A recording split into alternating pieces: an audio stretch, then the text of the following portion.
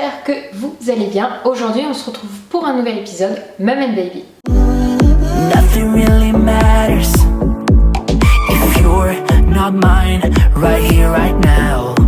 Alors aujourd'hui, avec l'arrivée des vacances scolaires, pour ceux qui ont des enfants scolarisés, pour du soleil qui, espérons-le, va presque pointer le bout de son nez, l'été est presque là, j'avais envie de vous présenter moi mes indispensables pour l'été, donc pour tout ce qui est chaleur, pour tout ce qui est sortir en extérieur avec les enfants. Alors moi je vais vous présenter mes 5 indispensables, mais je vous ai fait un article de blog où je vous parle de mes indispensables pour la plage, tout simplement, donc qui rentrera un peu plus en détail que ce que je vais vous présenter aujourd'hui. Je vous mets le lien juste en dessous, et en plus sur cet article vous avez directement les liens vers les produits si ça vous intéresse. J'ai essayé de faire un article complet sur le sujet, mais là je vais vous partager tout simplement mes indispensables été. Alors le premier, ça va être ceci. Alors ceci qui a été un petit sujet de discussion suite à un vlog. Par cela j'entends tout ce qui est protection solaire, donc ça peut être les lunettes de soleil, ça peut être le chapeau. Et pour les parents qui me disaient que leurs enfants ne supportaient pas du tout et qui viraient tout, j'ai l'alternative pour ceux qui sont en poussette de l'ombrelle anti-UV. Donc je n'en ai pas parce que j'ai des loulous qui gardent bien les lunettes et le chapeau, donc ça c'est pas un problème.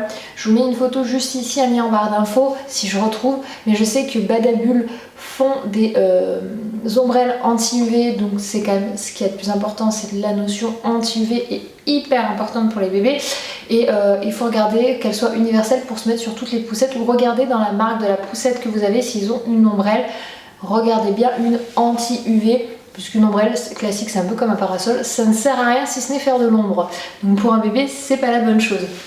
Donc nous on a les lunettes qui est là, donc ce que j'aime bien c'est ça.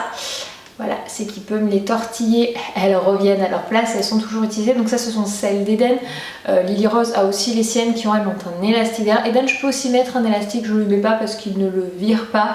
Voilà, ça c'est vraiment la protection anti-solaire. Je vous dirais que même c'est quelque chose à utiliser tout au long de l'année dès qu'il y a du soleil, de protéger votre enfant même en plein hiver.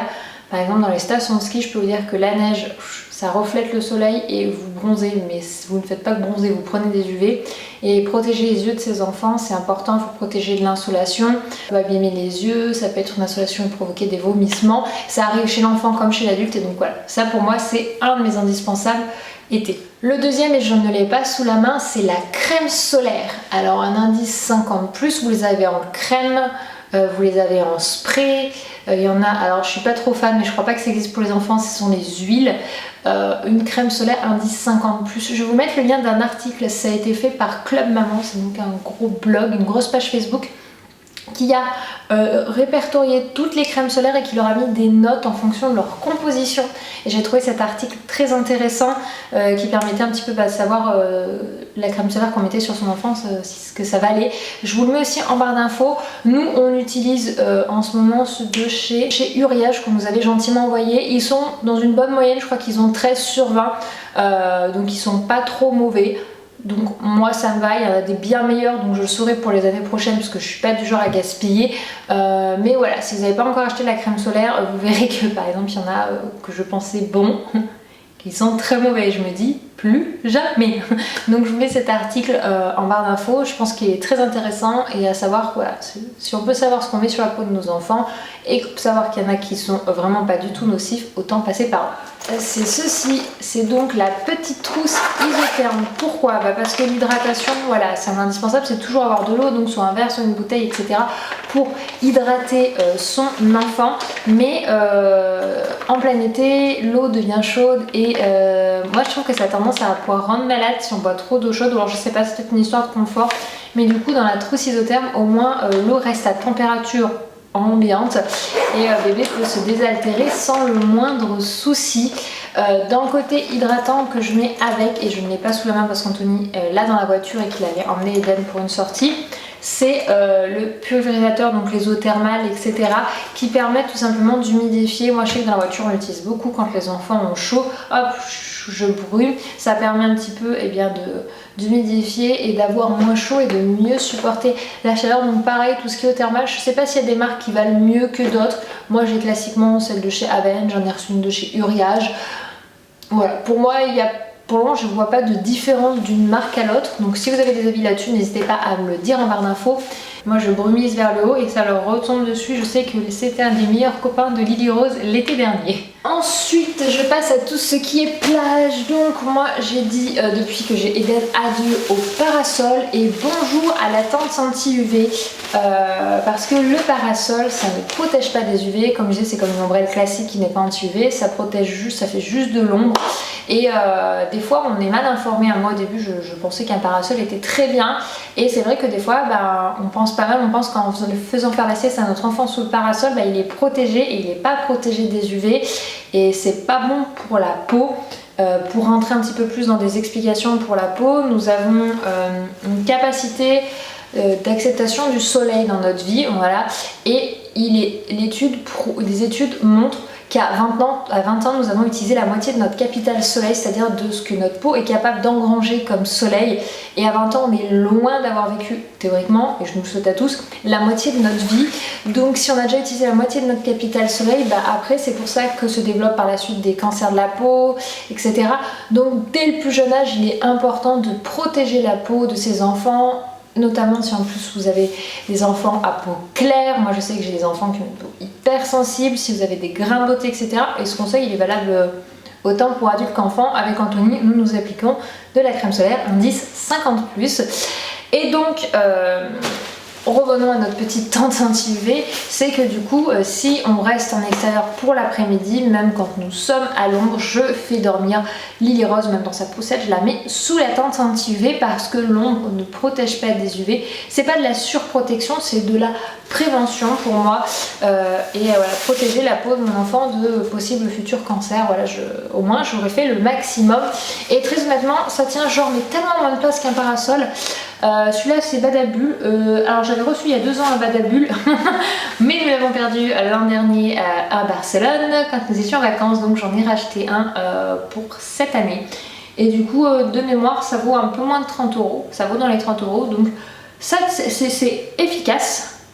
C'est pas excessif quand vous regardez les prix des parasols. Alors vous avez toujours moins cher, on est d'accord, mais 30 € et ça tient pas de place. Donc en fait ça peut même se glisser. Nous on glisse sous la poussette légèrement de travers ou on l'accroche par la hanche à la poussette et on n'est pas encombré d'un parasol. Voilà. Et ça reste tout le temps dans la voiture en fait. Ce qui fait que où qu'on soit, hop, pour une sortie, on l'a à portée de main et c'est juste génialissime. Anti-UV, on va parler de maillot de bain. On va finir par les maillots de bain, donc le côté plage, voilà, donc j'ai pris celui-là, donc là il y a, je crois que dans cette vidéo je n'ai aucun placement de produit pour ceux qui vont poser la question, c'est vraiment moi.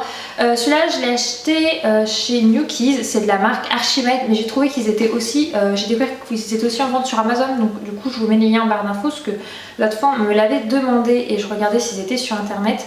Donc celle-ci, ce que j'aime bien c'est qu'elle est couche en même temps. Donc du coup j'ai pas besoin d'acheter des couches pour l'eau. Donc le maillot de bain est quand même un certain prix, je crois qu'on tourne autour de 40 €, mais je n'ai aucune couche pour l'eau à acheter. Et quand on voit les prix des couches pour l'eau, en fait on s'y retrouve en 2 paquets de couches d'eau. Donc si vous partez une semaine à la mer, vous avez rentabilisé votre maillot de bain quoi. Donc j'aime bien parce qu'ils sont en 2 pièces, pour moi c'était essentiel parce que bon là pour le coup j'ai pas de couche à changer, mais si vous avez besoin quand même de nettoyer, de rincer la couche, il faut complètement déshabiller le bébé. Je peux dire que c'est tout, ça fait une partie de plaisir. Et Eden lui il a pour le moment qu'un haut, on a un petit short de bain anti-UV mais c'est pas selon moi un indispensable puisqu'Eden j'avais tendance à, comme il crapaille de partout, il me le salit très très vite et à moins d'avoir 2 shorts en bas anti-UV, c'est surtout le t-shirt pour le protéger parce que la crème solaire on la renouvelle tout le temps, mais il n'y a rien de mieux que les vêtements anti-UV. Donc voilà, ce sont mes 5 indispensables été. Je trouve que voilà, j'avais vraiment envie d'aller à l'essentiel de ce qui pour moi est un basique à avoir dans ses affaires. La petite dernière chose en plus qu'on peut compléter avec la crème solaire, c'est l'après-solaire. Alors moi les après-solaires, voilà, pour avoir un petit peu étudié la chose, en fait ils ont juste, en plus d'une crème hydratante, c'est un côté qui donne un côté frais, donc une composition avec des éléments, on va dire ça ainsi pour parler grossièrement, des composantes qui sont là pour apporter une sensation de fraîcheur. Mais pour ma part, j'utilise pour les enfants essentiellement du liniment pour les hydrater. Donc même après une bonne douche, qu'on a passé la journée dehors, hop, je vais leur mettre un petit coup de liniment en couche fine pour les hydrater avec un petit peu des effleurages. Ça leur fait du bien, ça les détend, ça les hydrate et je trouve que c'est le bon complément de la crème solaire. Voilà, j'ai fait le tour pour moi de mes indispensables été. N'hésitez pas à mentionner les vôtres en commentaire, ça me fera très plaisir de faire des découvertes et de voir d'autres indispensables qui pourraient devenir aussi les miens. Et pour ceux qui regardent cette vidéo, d'avoir d'autres informations pour les indispensables été. En tout cas, je vous remercie d'avoir regardé cette vidéo. Je vous fais des bisous. Et je vous donne rendez-vous demain midi pour une nouvelle vidéo et à mardi prochain à la même heure pour un nouvel épisode Mum and Baby. Ciao!